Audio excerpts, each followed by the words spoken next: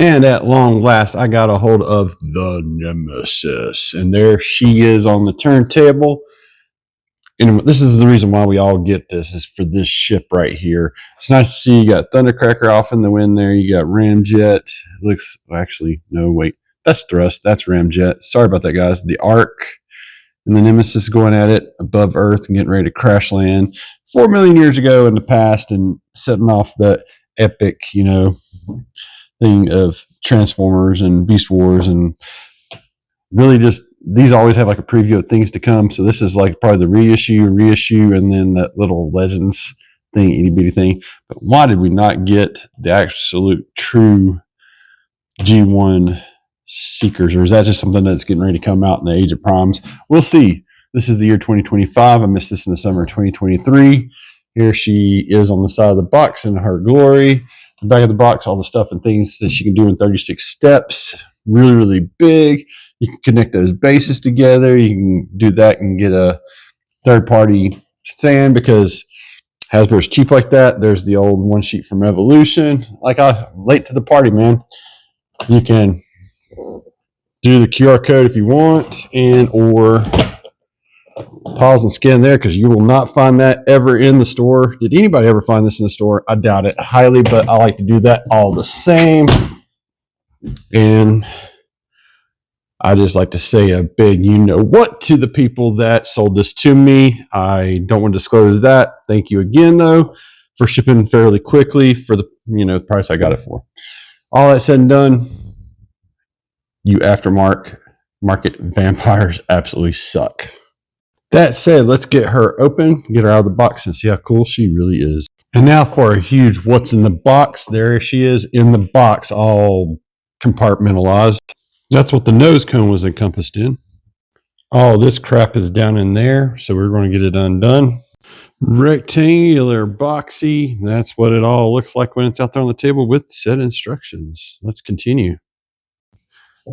All things are accounted for inside of the set instructions. We got the sprue right over here and that big glass on this turntable.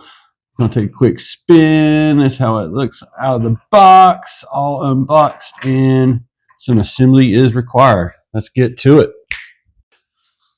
And here is the Nemesis fully assembled onto the turntable, all the guns into places. Got the little ships off the sprue and in their spots there. Here's your port side on the launch pad. Here's your bottom side, all looking really good. There's a ton of detail. I love all the detail that's there. Starboard side, I love both sides of the dorsal fin. Has the Decepticon tampoed, painted, and all that great stuff. I like the light purple there. Kind of would be neat to get a light purple highlighter and go through there and keep on busting out the detail there. And this thing is really, really impressive. Really solid chunk. Now it's all together. Even though that there's awful waffles on those little tips there and what have you. Also could probably do call this the base mode or whatever, or Citadel, Decepticon Citadel, however you see fit. But let's get this thing upright. Fourth, it did not come with a flight stand. The bottom dorsal fin can actually split to give you a display option there. So there it is from the starboard side. Nice aft with some little holiness there. For the most part, fills it in. You got your little connect to base if you so desire. These are blast effect compatible.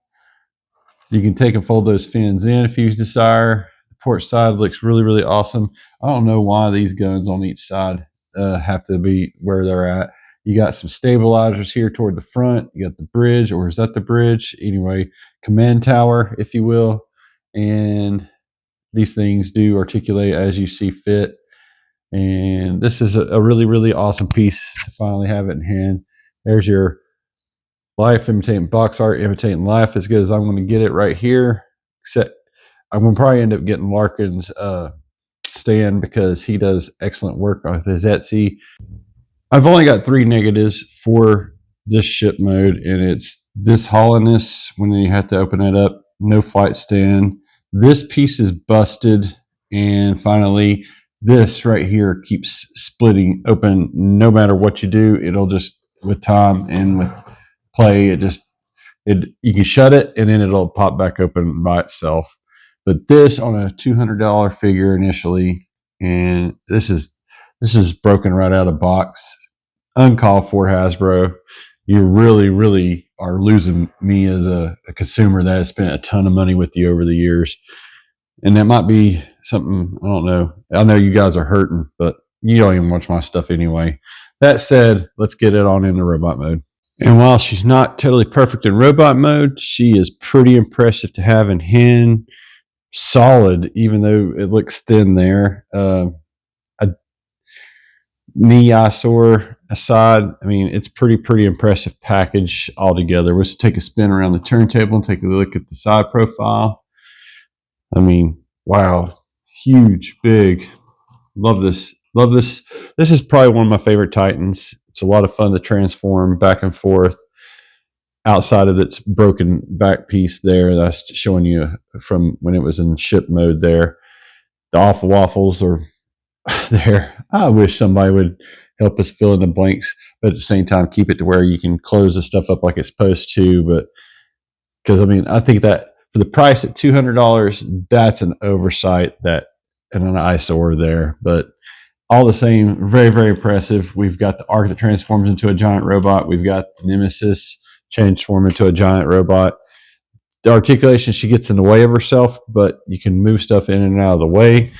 You can get all the way around on that head, and it's kind of loose on mine, but I mean, you can leave it like that, and you got like another like Soundwave looking face head thing with the screw. I mean, it's kind of neat.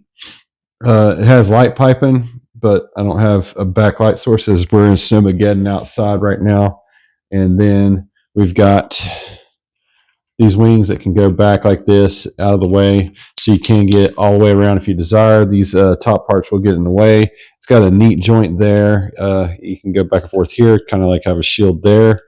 You do have a feature where you can pop out those jets on the forearm there, which that's kind of cool, I guess. Those things are tiny, and then customizers could probably have a field day painting in all the little details there.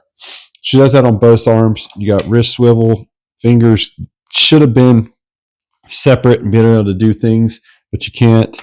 The kibble does get in the way to a degree, so I mean, you do got limited wrist articulation there. She can hold her weapons. She's got little axe things that pop off that you can. It's sad, but I mean, it's something that you can do. So you got your little flags of purple murderous intent there. Anyway, it's pretty crazy.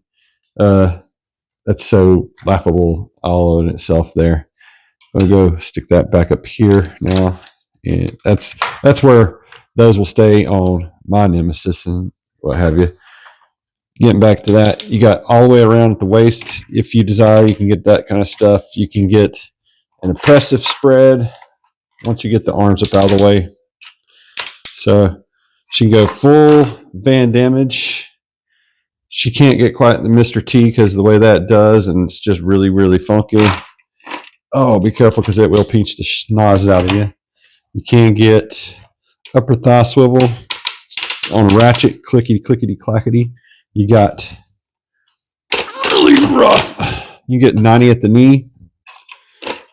Boy, those waffles are painful to handle. You get some ankle rocker, so she doesn't have to stand totally straight, but it's not a very deep one at that. And thusly, if I was to lay her in her back, I guess you'd call it a base mode or a nice spread or whatever you wanted to call it there. But all the same, a very impressive Titan. I didn't know the Nemesis was going to get a robot mode, and I'm just grateful to have the Nemesis ship. Period. Which it could be in my G1 and my Beast Wars. It's all there, and I'm tickled to have this finally. I hate that it took so much longer to get a hold of this, but there she is, guys, and I just don't feel like bringing out the other big guys for size comparisons. So I just wanted to get my thoughts out here, and I've got a dog on the table. Bear with me a moment. Some final thoughts in that robot mode. She's huge, large, and in charge. I quite like what's all here. It's really nice. I'm going to try to go in there and see if I can find some maybe some hand upgrade kits. I doubt that they'll cover all the waffles because you ain't got enough syrup in the world to cover her waffles up. And then the ship mode is where it really, really does shine, guys. Me about not showing off the two dual wielding gun pose that you can do, but she is, like I said, large and in charge, and she's got two huge shin blasters you can arm her up with and make her look really, really kind of freaking awesome. It's about the only pose I could get though, because the joints are kind of loose on my copy. Your mileage may vary. Now let's get her back into ship mode. Final thoughts on this ship mode. This is probably how it'll stay on my shelf until I get a display stand, and then I might do something else with it. This thing is pretty impressive all the same. I just love every angle here, and I kind of missed a spot here, it looks like. Getting it back together. Now that I'm looking at the back side of things. But it's for the price and everything. I mean, this would be an easy pass for a lot of folks. This never made it to the bargain bin stores, what have you. Maybe there's still a warehouse full of these so folks can get a hold of their copy of this and not pay the exorbitant price that I paid for it.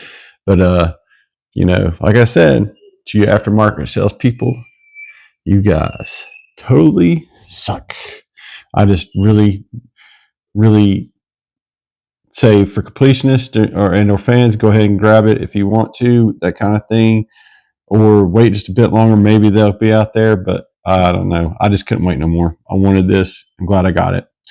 And even with its shortcomings, it's still an impressive piece. Feels really solid in hand, and this could have been done better.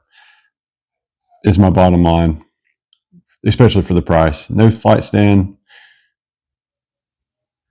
Yeah, anyway, I still like this a lot. It was really a lot of fun at TFCon to see that little girl go around with this on her shoulders and carrying this air which way. It was the only time I actually got to see it. The first time was at TFCon there with that little girl. And this big glass is really, really awesome all the same. Make sure to like, share, subscribe, all the stuff down below. Thanks again for watching. You guys have an excellent, safe Snowmageddon. And stay tuned. We'll have more quick reviews coming soon.